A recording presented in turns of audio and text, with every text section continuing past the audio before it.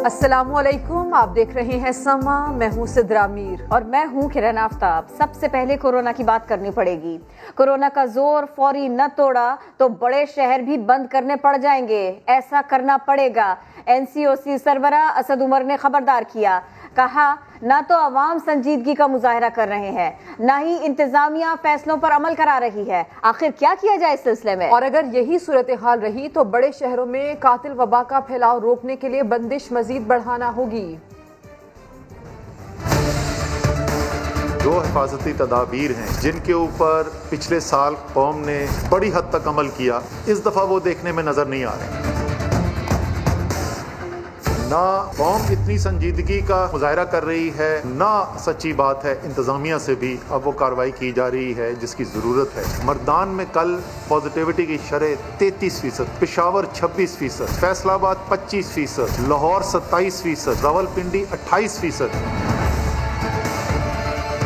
कराची कल 13% और हैदराबाद 14% पे पहुंच गया। ऑक्सीजन के ऊपर मरीज हैं, उनकी तादाद 4,500 से तजावज़ कर चुकी है। पूरे खित्ते के अंदर बहुत ही खतरनाक लहर आई हुई है। भारत के अंदर एक नया वेरिएंट वो भी अब आ गया है। ये भारत से सफर के ऊपर पाबंदी भी लगा दी थी। इंतहाई संजीदगी की जरूरत है। अपना भी ख्याल करें, अपने घर वालों का भी ख्याल करें। मजीद बंदिशें बढ़ानी पड़ेंगी। वबा का जोर हमने अभी फौरी तौर पर नहीं तोड़ा, कोई हमारे पास चॉइस ही नहीं रह जाएगी।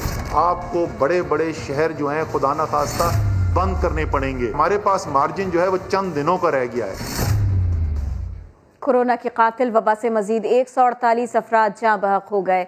एक दिन में 5,500 नए केसेस रिपोर्ट हुए। मुल्क भर में मुस्बत केसेस की शरह 11.6% रिकॉर्ड की गई। इसी सब पर रिपोर्ट कर रही हैं अरहम खान। समा ने पंजाब के बाद सिंध में भी बरतानिया से आने वाले वायरस की खबर दी, जिसकी वजीर सेहत सिंध ने तस्दीक कर दी। यूके स्ट्रेन के बढ़ते केसेस को देखते हुए परेशान वजीर आला और गवर्नर सिंध ने सर जोड़ लिए। मुदस्सिर नजीर रिपोर्ट कर रहे हैं।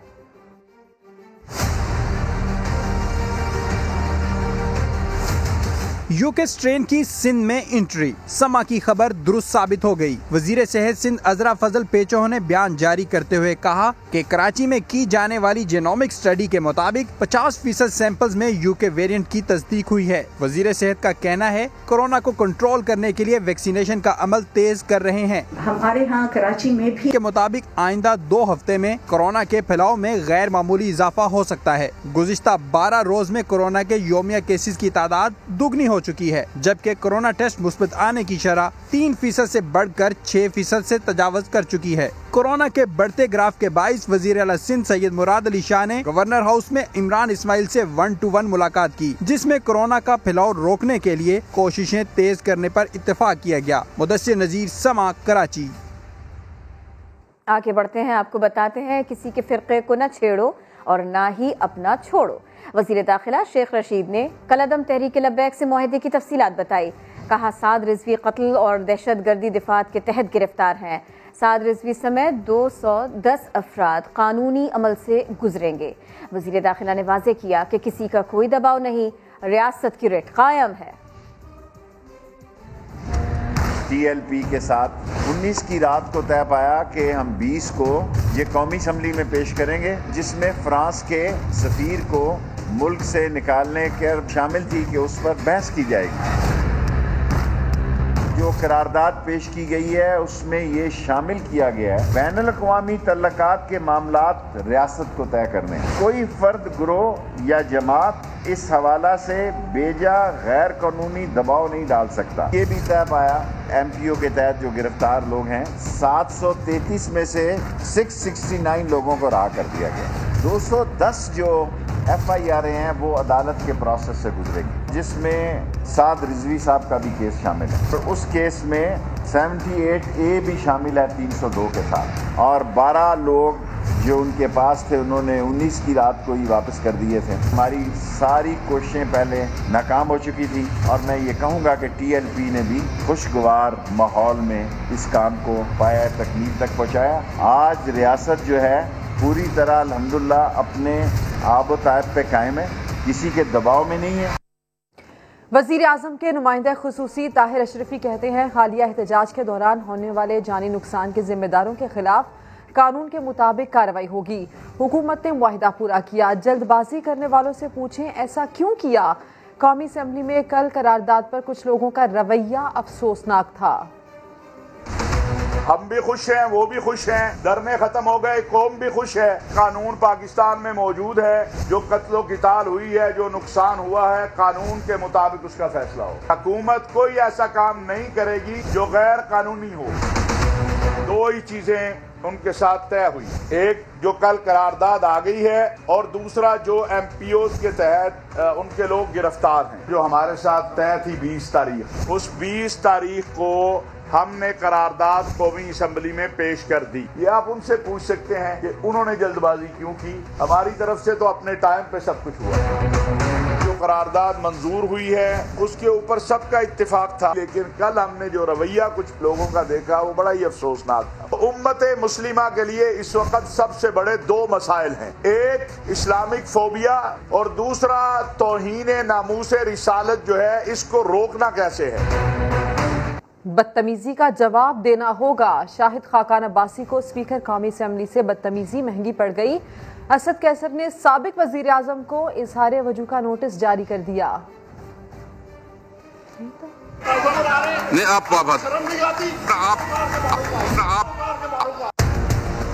हसास तरीन मामले पर बदतरीन रवैया। शाहिद खाकान अब्बासी की स्पीकर कौमी असेंबली असद कैसर को जूता मारने की धमकी। आप बात कर रहे हो? नहीं, आप अपना लैंग्वेज का आप हमेशा जो इस तरह बिहेव करते हैं, आपको भी मैं वो काम करूंगा। आप अपने हाथ में रहें। क्या साबिक वजीर आजम और इतने सीनियर सियासतदान को ये रवैया जेब देता है? अगर बात करने की इजाजत नहीं होगी तो जूता मैं मारूंगा। ये मेरा वादा है। साबिक वजीर आजम है सर। साबिक वजीर आजम नहीं, मेरा हक है यार इस असेंबली में बोलना। मुझे हक नहीं ले सकता, फिर मैं हक लूंगा, छीन के लूंगा। लेकिन अब लीगी रहनुमा को अपने रवैये का जवाब देना होगा। स्पीकर असद कैसर ने साबिक वजीर आजम को इजहार वजूह का नोटिस जारी कर दिया, जिसमें कहा गया है कि शाहिद खाकान 7 दिन के अंदर माजरत करें और अपनी पोजीशन वाजे करें, वरना असेंबली कवायद के मुताबिक कार्रवाई होगी। मुकर्ररा वक्त में जवाब न आया तो ये समझा जाएगा कि उनके पास कहने को कुछ नहीं। PTI रहनुमा सदाकत अब्बासी ने स्पीकर की तस्दीक पर शाहिद खाकान अब्बासी से माफी का मुतालबा कर दिया। इस्लामाबाद में न्यूज़ कॉन्फ्रेंस के दौरान कहा, गैर अखलाकी रवैये पर माफी मांगने तक लीगी रहनुमा का ऐवान में दाखिला बंद कर दिया जाए। मैं कौम से, स्पीकर साहब से, पार्लियामान से, पोटवार और कोसार की तरफ से माजरत चाहता हूँ, मुतालबा करता हूँ शाहिद खाकान अब्बासी से किसी फोरम आने से पहले स्पीकर साहब से माफी मांगे। मुआशरे के लीडर अगर इस तरह की बातें करेंगे तो खानदान के अंदर भी तशद्दुद होगा, लिहाजा इसको कंडेम करना पूरे मुआशरे का फर्ज है। स्पीकर साहब से कहता हूँ शाहिद खाकान साहब पे पाबंदी लगाई जाए, जब तक वो कौम से माफी ना मांगे उनको असेंबली का फोरम इस्तेमाल करने की इजाजत ना दी जाए। नून लीग से ये तकाजा करता हूँ शाहिद खाकान को नुमाइंदगी से हटाया जाए जब तक वो गैर अखलाकी रविश से माफी ना मांगे। पीपल्स पार्टी और दूसरी मजहबी जमातों से भी तकाजा करता हूँ इनके साथ कोई डायलॉग ना किया जाए। आज हम देखते हैं कि मुआशरे में जब आपकी बात ना मानी जाए लोग रास्ते रोकते हैं, लोग पत्थर मारते हैं, मोटरसाइकिल जलाते हैं, थानों पे हमले करते हैं। इसके पीछे कोई वजह है। वजह ऐसे लोग हैं जो इस मुआशरे को तशद्दुद की तरफ ले जाना चाहते हैं। और वजीर आजम ने एक बार फिर कहा कि शुगर माफिया हो या फिर कोई और, कितना ही ताकतवर क्यों ना हो, कानून तो सबके लिए बराबर है। बोले जब ताकतवर कानून के तहत नहीं आता तो वो PDM जैसी तंजीमें ही बनाता है। शुगर माफिया भी समझता है कि वो कोई खास लोग हैं। ये शुगर माफिया कीमतें भी बढ़ाता है और टैक्स भी नहीं देता। नौशहरा में तकरीब से खिताब में वजीर आजम ने कहा कि वो कानून की बालादस्ती की जिद्दोजहद कर रहे हैं। कानून की बालादस्ती का मतलब ये होता है ताकतवर को कानून के नीचे लेके आना, लेकिन जो ताकतवर है वो हमेशा अपने आप को कानून के ऊपर रखता है। वो समझता है उसके लिए प्रिविलेजेस होनी चाहिए, वो डाके भी मारे तो उसको कानून को पकड़ना नहीं चाहिए। बनाना रिपब्लिक वो होती है जिधर ताकतवर डाकुओं के लिए एक अलग कानून रखता है और कमजोर के लिए दूसरा रखता है। आप देख रहे हैं कि ताकतवर कानून के नीचे नहीं आना चाहता, वो कभी PDM जैसे अलायंसेस करता है। सिर्फ मकसद ये होता है कि हमारे लिए एक कानून है, हमें आम लोगों के कानून की तरह ना रखो, हम कोई खास लोग आए हैं, वो ब्लैकमेल करते हैं।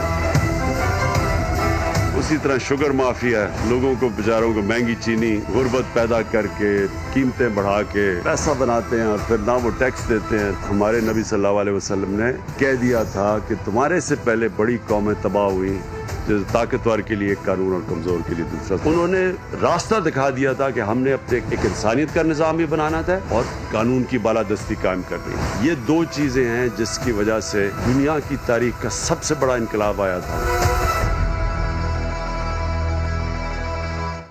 पहले लंबी लाइन लगाओ, फिर अंगूठे का निशान, फिर उसके बाद शनाख्ती कार्ड भी दिखाना होगा। ये सारे पापड़ मोबाइल फोन के सिम के लिए नहीं बल्कि 1 किलो सस्ती चीनी के लिए बेलने पड़ते हैं। फैसलाबाद से उस्मान सिद्दीक की रिपोर्ट।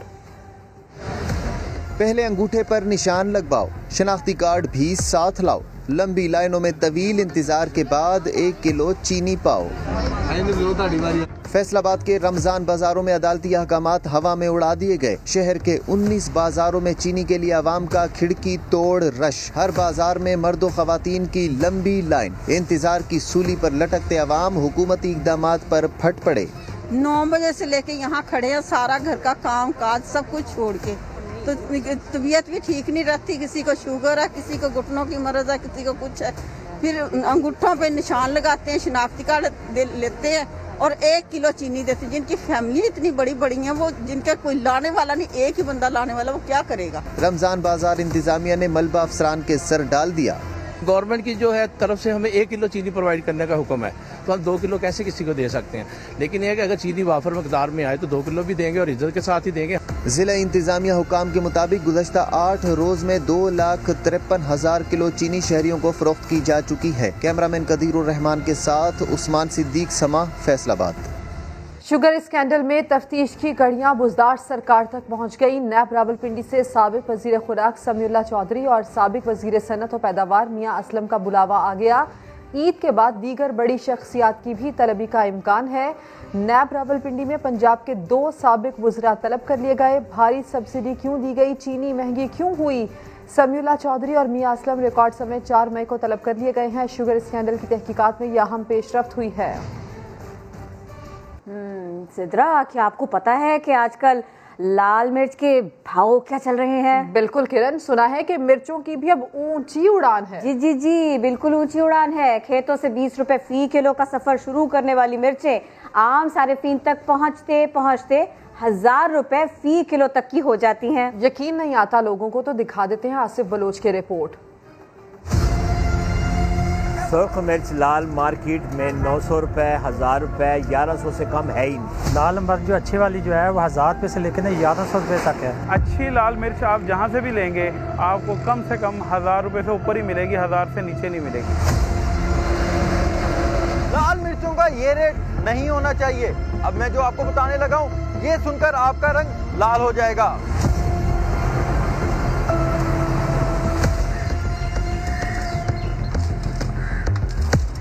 सबसे पहले चलते हैं मिर्चों के बागात में। यहाँ का किसान 800 रुपए फी मन यानी 20 रुपए किलो के हिसाब से कुंदरी या देसी मिर्च बड़े आड़ती को बेचता है। रेट हमें जो मिल रहा है इसका मिर्चों का फी किलो ज्यादा से ज्यादा 20-25 रुपए किलो मिल रहा है। ये मिर्चें अब सुखाई जाएंगी, जिसके बाद इनका वजन आधा रह जाएगा। फिर इन मिर्चों को पीसा या कूटा जाएगा, जहां 1 किलो के 10 रुपए वसूल किए जाएंगे। 400 रुपए मन की पिसाई लेते हैं। अगर ये पिसाई हो तो मन पीछे 2 किलो कम हो जाती है तकरीबन।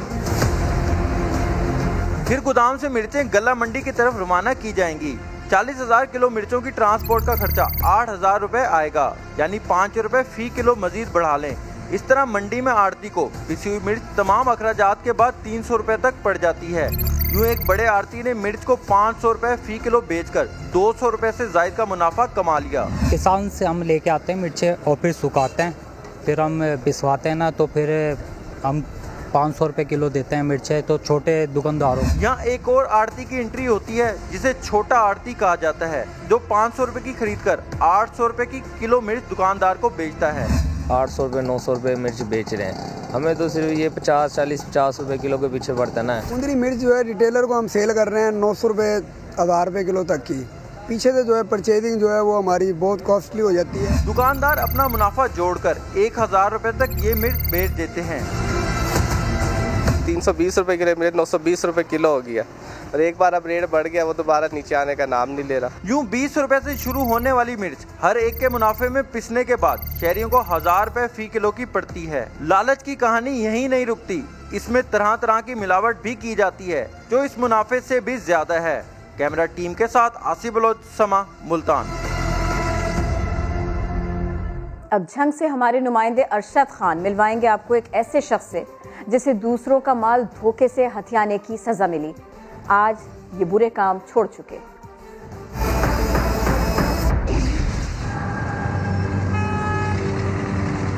मेरा ताल्लुक जंग के इलाका मोहल्ला भवराना से है। मैं अरसा दराज से प्लम्बरी के काम से वाबस्ता रहा हूँ। मैंने बहुत पैसा कमाया, नाजायज़ पैसा कमाया, अलग ही तरह से मैंने लूटना शुरू किया। अगर वो कुछ सामान मंगवाते थे, थोड़ी मिकदार का उनका लगता था, तो मैं उनका जो बिल था वो ज़्यादा बनाता। पैसा खुला मेरे पास आने लगा तो साथ नशे की लत पड़ गई, जुए की आदत पड़ गई मुझे। वालदा को पता लगा, वो मुझे बहुत समझाने लगी। मैंने उनकी एक भी नहीं सुनी। अल्लाह की तरफ से था कि अल्लाह पाक ने मुझे कुछ इस तरह की नसीहत देनी थी, तो मेरे पाँव के ऊपर एक चोट लगी।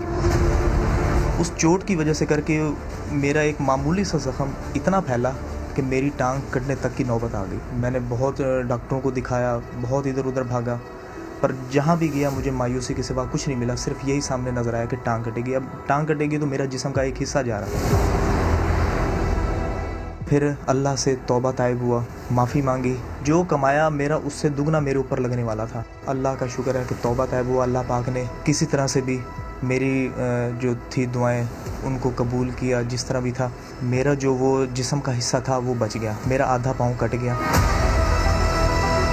तो मैं लोगों को यही मशवरा दूंगा कि आप हराम के काम को छोड़ दें। इसमें कोई बचत नहीं है, कोई कुछ नहीं है। ये वक्ती तौर पे आपको एक लज्जत आएगी कि नहीं यार कुछ नहीं होता, कुछ नहीं होता। मैं अगर आज किसी को लूट रहा हूँ तो मुझे भी लूटने वाले हैं। हराम के काम में कुछ भी नहीं रखा, किसी को नुकसान पहुँचा के कुछ नहीं मिलने वाला। जो नुकसान आप किसी के लिए रखेंगे वो अपने ऊपर आएगा। ये मैं आजमा चुका हूँ, ये मेरे ऊपर है।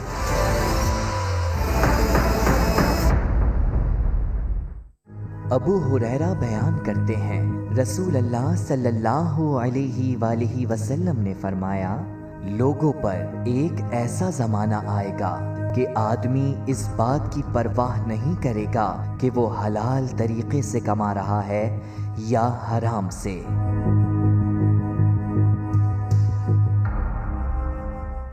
आज आपको एक ऐसे दुकानदार के बारे में बताते हैं, कुछ ऐसे दुकानदारों के बारे में बताते हैं जो सरकारी रेट से भी सस्ता दूध बेच रहे हैं। ये दूध फरोश हैं कान्हा के, जो 1 लीटर दूध 70 रुपए किलो में बेच देते हैं। मगर ये कौम की खिदमत नहीं हो रही, दूध में मिलावट हो रही है। शाहीन मशाल रिपोर्ट कर रही हैं।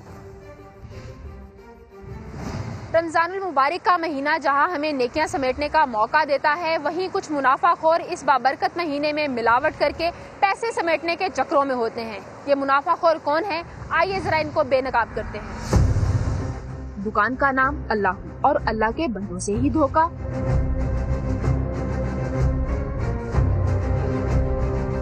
जनाब कान्हा का ये दूध फरोश 70 रुपए किलो दूध बेचता है, यानी हुकूमती रेट से 20 रुपए सस्ता। मगर ये साहब दूध में पानी मिलाकर ये कमी अच्छे से पूरी कर लेते हैं और पकड़े जाने पर खुदा याद आ जाता है। गवर्नमेंट का रेट 90 रुपए है तो आप 70 रुपए किलो क्यों बेचते हैं?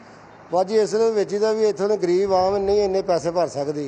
उसमें मिलावट कर लेते हैं, उसमें पानी डाल लेते हैं। नहीं मिलावट पानी भाजी भाई पैदा सस्ता बेचीदा 70 रुपए किलो। आपको बिल्कुल भी ख्याल नहीं है कि रमजान के महीने में मिलावट कर रहे हैं? चलो बाजी गलती हो गई, माफी चाहते। अब इसी मोहल्ले की दूसरी दुकान को ले लीजिए, नाम है बिस्मिल्लाह दूध शॉप और दीवारों पर मिलावट और केमिकल से पाक इश्तिहार भी। मगर ग्राहकों को धोखा देने में ये भी किसी से कम नहीं। फूड अथॉरिटी ने छापा मारकर दूध टेस्ट किया तो इस कदर मिलावट निकली कि हजारों लीटर दूध जाया कर दिया गया। अभी इंशाल्लाह नहीं होगा, रेट 100 रुपए करेंगे और दूध भी अच्छा बेचेंगे इंशाल्लाह। तीसरी दुकान है हाफिज साहिब, जो रोजाना 4 से 5 मन दूध तो बेचते हैं, मगर दूध में से सारी गजाइत निकाल कर। और दावा क्या करते हैं, जरा मोहल्लेदारों से सुन लीजिए। ये तो कहते हैं हमारा दूध बहुत अच्छा है, अगर गलत साबित हो जाए हम लाख रुपए नाम देंगे। फूड अथॉरिटी की टीम ने जहां भी कार्रवाई की, दूध में मिलावट निकली। डीजी फूड अथॉरिटी के मुताबिक रोजाना तकरीबन 17,000 लीटर मिलावट शुदा दूध तल्फ किया जाता है और ये सेहत के लिए कितना खतरनाक होता है वो भी सुन लीजिए। कैंसरस हो सकता है, बिनाई इससे जा सकती है, अल्सर के इससे शिकायत आती हैं, स्टमक से रिलेटेड जितने प्रॉब्लम्स हैं, हार्ट के प्रॉब्लम्स, वो इससे जनरेट हो सकते हैं इस मिलावट से। सफेद दूध का काला धंधा हर शहर में जारी है और बाजार तो खालिस कहकर दूध बेचते हैं, मगर मिलावट करके धोखा देने में इनका कोई सानी नहीं। कैमरामैन लियाकत बशीर के साथ शाहीन मिशाल, समा, लाहौर। हुजूर ने फरमाया जिसने एक हराम का लुकमा भी अपने हलक से उतार लिया, 40 दिन तक ना उसकी कोई नमाज कबूल होनी है और ना ही उसकी कोई इबादत कबूल होनी है। तो बेहतर यह है कि हम चंद टकों की खातिर अल्लाह और उसके रसूल की नाराज़गी न लें, बल्कि लोगों के लिए आसानियाँ पैदा करें। वज़ीर आज़म इमरान खान ने खैबर पख्तूनख्वा में एक ही दिन में 3 बड़े मंसूबों का इफ्तिताह कर दिया। कहते हैं माजी में हुक्मरान लंदन में जायदादें बनाने में मसरूफ रहे। आम आदमी के लिए सस्ते घरों की तामीर, सेहत की बुनियादी सहूलतों की फराहमी और सड़कों की बहाली मौजूदा हुकूमत की अव्वलीन तरजीह है। नौशहरा में जलोज़ई हाउसिंग स्कीम का आगाज। वज़ीर आज़म इमरान खान ने कहा, हुकूमत ने आम आदमी के लिए अपनी छत का ख्वाब पाया तकमील तक पहुँचाया। सस्ते घरों के लिए बैंक आसान कर्जे फराहम करेंगे। जो एक आदमी किराए की किस्तें देता है घर में रहने के लिए, वही किस्तें वो दे के बैंक को, तो उसका अपना घर बन जाता है। इमरान खान ने पिशावर शिंदूर सड़कों की बहाली के मंसूबे का भी इफ्तिताह किया। उनका कहना था इस इकदाम से इलाके में तरक्की का नया बाब खुलेगा। ये अभी लोगों को नहीं अंदाज़ा, ये आज से 5-10 साल के बाद इस मुल्क को अंदाज़ा होगा कि ये कितना बड़ा एक इलाका खोल रहा है और इससे कितना ज़्यादा टूरिज़म से उस सारे इलाके को भी फ़ायदा होगा और पाकिस्तान को भी फ़ायदा होगा। इमरान खान ने पिशावर में खैबर टीचिंग अस्पताल के लिए नए ब्लॉक की इफ्तिताई तकरीब से भी खिताब किया। कहा, खैबर पख्तूनख्वा के अवाम को हेल्थ इंश्योरेंस फराहम करके सूबाई हुकूमत ने इनकिलाब बर्पा कर दिया। आपको देख के पंजाब अब पूरी यूनिवर्सल हेल्थ कवरेज साल के एंड तक जा रहा है। ये भी एक इनकिलाब है बहुत बड़ा और इंशाअल्लाह सारे पाकिस्तान में इवेंचुअली हर खानदान के पास हेल्थ कार्ड होगा। इमरान खान ने कहा कि थरपारकर में लोगों को हेल्थ कार्ड फराहम कर दिए गए हैं। अब सिंध हुकूमत पर भी दबाव पड़ेगा कि वो अपने शहरियों को हेल्थ इंश्योरेंस फराहम करें। अब आपको ये खबर दें, सिंध असेंबली में अपोजिशन लीडर और डिप्टी स्पीकर के दरमियान तल्ख जुमलों का तबादला हुआ। पीपी और पीटीआई अरकान अपने बेंचेस पर खड़े हो गए। हलीम आदिल शेख का डिप्टी स्पीकर से बदतमीजी। हलीम आदिल शेख कहते हैं कि आपसे इजाजत लेकर बात नहीं करूंगा, मैं अपनी मर्जी से बात करूंगा। पीपी मेंबरान का अपोजिशन लीडर को डिप्टी स्पीकर से माफी मांगने का मुतालबा। हलीम आदिल शेख ने शर्जील मेमन को छिछोरा कहा जब तक ये छिछोरे हाउस में है तो बेहतर अंदाज में बात नहीं हो सकती। माहौल में कितनी तलखी थी, हम आपको दिखाते हैं। आदिल साहब, आप क्या कहना चाह रही हैं? आपसे परमिशन लेके बात नहीं करनी, मैंने अपनी बात करनी है। आप क्या कहना चाह रहे हैं? बड़े मैं आपको परमिशन नहीं दूंगी, आप बैठ जाइए। कैसी बातें कर रहे हैं? बैठ जाएं आप। ये कैसे कह रहे हैं कि आप परमिशन मुझसे नहीं लेंगे? रोड पे नहीं खड़े हुए, आपने चेयर से कहा है छिछोरों की वजह से यही हालात रहेंगे। आप ऐसे लफ्ज नहीं, इनकी वजह से यही हालात रहेंगे। आप इनकी वजह से यही हालात रहेंगे। हम असेंबली को अच्छा चलाना चाह रहे हैं। हलीम आदिल शेख साहब, ये रोड नहीं है, आप रोड पे नहीं बैठे हुए। Welcome back. सुप्रीम कोर्ट में जस्टिस फाइज ईसा नजरसानी केस में अहम मोड़। जस्टिस फाइज ईसा ने अदालत के 3 सवालों का जवाब देने से इनकार कर दिया। तहरीरी मौक़िफ़ अपनाया कि जवाब देना गैर कानूनी इकदाम की तौसीक करने के मुतरादिफ होगा। इससे नया रेफरेंस बन सकता है। केस में बार काउंसिल्स और विफाकी हुकूमत के दलाल मुकम्मल हो गए। जुमेरात को जवाबुल जवाब होगा। सुप्रीम कोर्ट में जस्टिस फाइज ईसा नजरसानी केस में अहम मोड़। जस्टिस फाइज ईसा ने अदालत के 3 सवालों का जवाब देने से इनकार किया। तहरीरी मौक़िफ़ अपनाया कि जवाब देना गैर कानूनी इकदाम की तौसीक करने के बराबर होगा। लाहौर हाई कोर्ट के नए बेंच ने शहबाज शरीफ की जमानत केस की समाअत शुरू कर दी। वकील ने कहा कि दोबारा समाअत ना करें। एक धेले की करप्शन का इल्जाम नहीं। जस्टिस बाकिर नजफी ने इस्तफसार किया कि कभी धेला देखा है जिस पर कमरा अदालत में कहकहे लग गए। अदालत ने नायब प्रोसिक्यूटर को कल दलाइल के लिए तलब करते हुए समाअत मुलतवी कर दी। NA-249 कराची में नून लीग के उम्मीदवार मिफ्ता इस्माइल पीपल्स पार्टी पर बरस पड़े। कहा 4 दिन पहले इलेक्शन मुलतवी करने का मुतालबा मजाक है। पीपल्स पार्टी अपनी शिकस्त देखकर इंतखाबात से भाग रही है। 29 अप्रैल को इलेक्शन होना चाहिए। मैं फिर इस्तदा करता हूं इलेक्शन कमीशन से। पीपल्स पार्टी को आज ख्याल आया कोविड का, या इनके पास कोई इंटरनल पोल आया है? मेरे ख्याल से शायद इंटरनल पोल आ गया इनका कि क्या हाल है पीपल्स पार्टी के कैंडिडेट का और क्या हाल है मुस्लिम लीग नून का। बात तो करनी पड़ेगी ना कि इधर बिलावल भुट्टो साहब ने 13 साल के अंदर कोई काम नहीं किया, इधर आसिफ जरदारी साहब ने कोई काम नहीं किया। इस वक्त बैठ के सईद गनी फोन करके लोगों से अगर मशरूत कर रहे हैं कि 100 वोट दोगे तो 150 फुट का पाइप देंगे। आपका खिदमत करना फर्ज था, 13 साल पहले कर ली होती तो आज ये नौबत ना आती कि पीपल्स पार्टी को अब इलेक्शन कमीशन को ये रिक्वेस्ट करनी पड़ी कि इलेक्शन डिले कर दें। इलेक्शन डिले वही चाहता है जो इलेक्शन से भाग रहा होता है। आप कह दें कि SOP के साथ इज्तिमा करें या आप बोलें कॉर्नर मीटिंग ना करें, हमारे अलावा तो वैसे भी कोई कॉर्नर मीटिंग नहीं कर सकता इस इलाके के अंदर। लेकिन कॉर्नर मीटिंग पे आप करते हैं। अब 4 दिन इलेक्शन को रह गए और अब आप पाबंदी ये कह रहे हैं कि इलेक्शन डिले करना, ये तो मजाकिया बात है। काम तो इधर मुस्लिम लीग नून करके दिखाएगी आपको, जैसे ही बल्दिया के अवाम हमको वोट देंगे इंशाअल्लाह ताला। आपको छोड़े जा रहे हैं, लेकिन हेडलाइंस के साथ दोबारा आएंगे।